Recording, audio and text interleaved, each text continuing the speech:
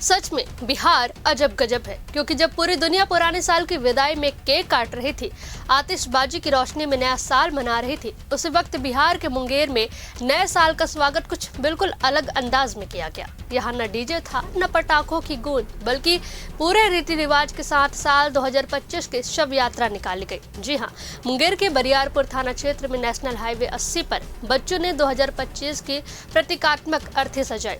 चार कंधों पर वर्ष 2025 की अर्थी, आगे आगे सफेद धोती में लिपटे बच्चे, हाथ में घैला में प्रज्वलित अग्निदेव और राम नाम सत्य के नारे लगाते हुए बच्चे सड़क पर निकल पड़े। अचानक इस नजारे ने मुंगेर भागलपुर मुख्य मार्ग को कुछ पल के लिए थाम दिया। वाहन रुक गए, यहाँ तक कि गुजरती पुलिस गाड़ी भी रुक गई। कुछ सेकंड तक किसी को समझ नहीं आया कि आखिर मामला क्या है, लेकिन जैसे ही लोगों को पता चला कि यह किसी इंसान की नहीं बल्कि साल 2025 की अर्थी है, तो सन्नाटा ठहाकों में बदल गया।